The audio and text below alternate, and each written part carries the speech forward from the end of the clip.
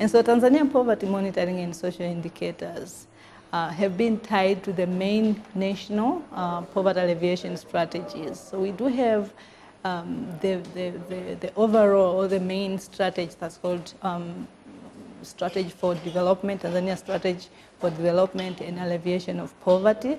Mkukuta is the name, but we also have 5-year plans that kind of like closely trace or monitor the indicators that have been set towards alleviating poverty. And so they track poverty, but also the drivers of our growth, like the growth drivers.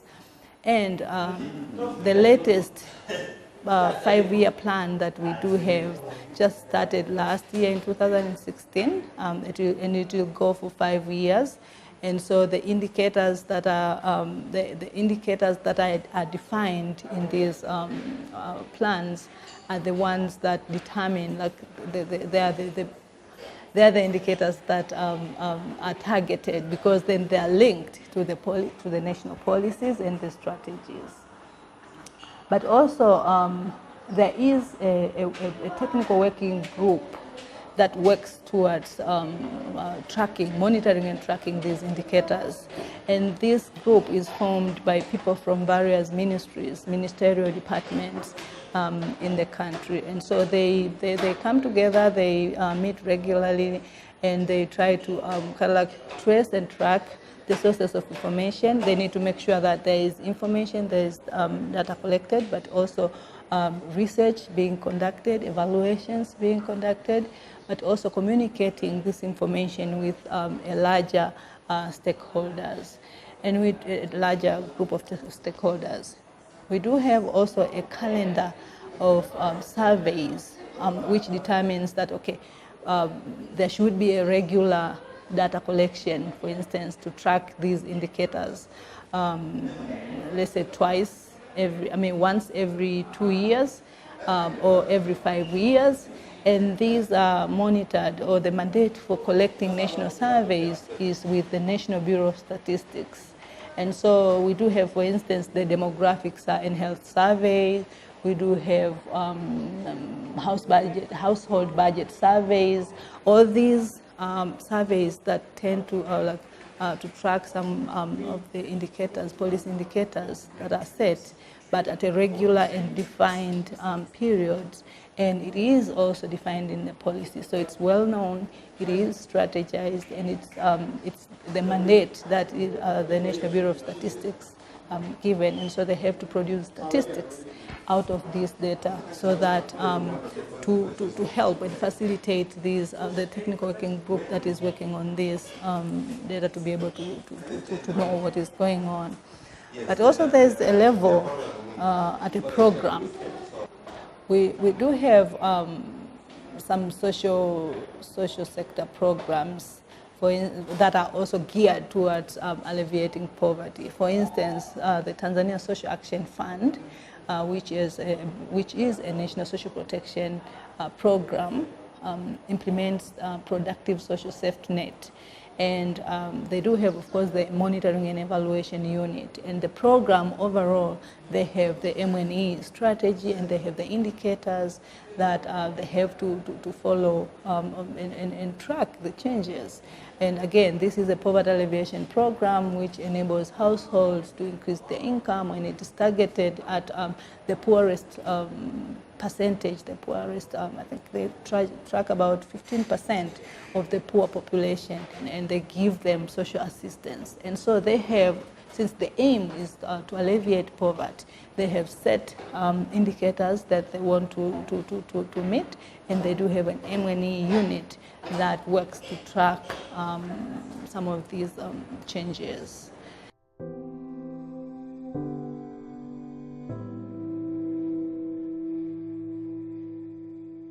So the main challenges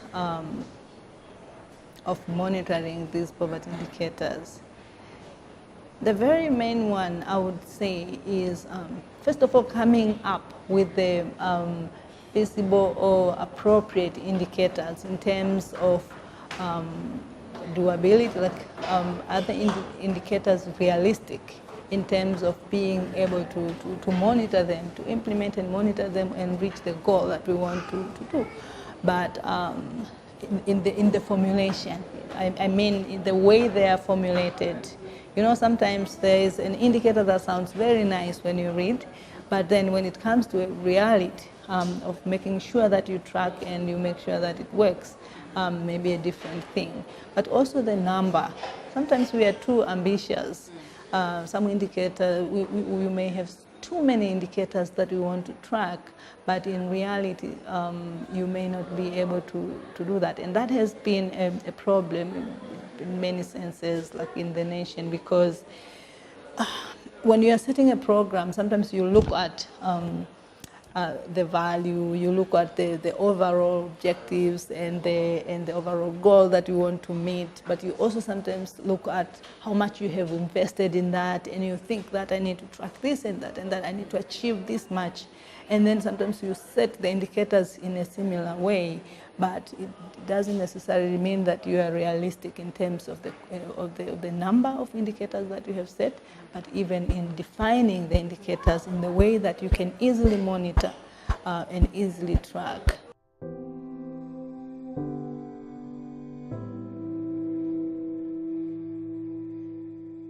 The government has decided to group indicators from the general to specific indicators, where then they are able to track. The Ministry of Finance has been given this mandate to track through the National Bureau of Statistics.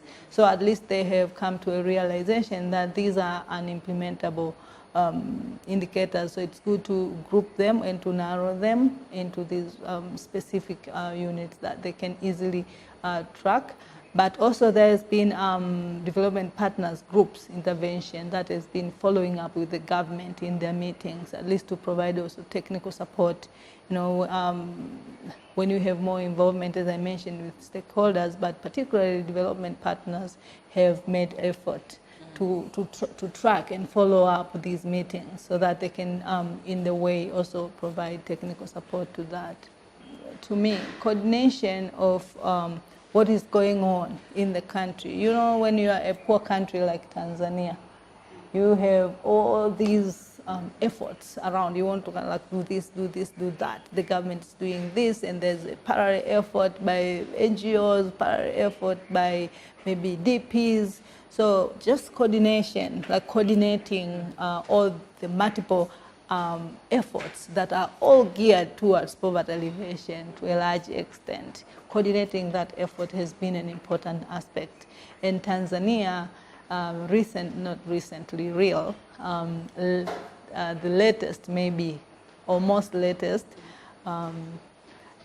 there has been an effort to develop a national social protection framework to coordinate all these efforts. Now I'm saying all these disintegrated efforts.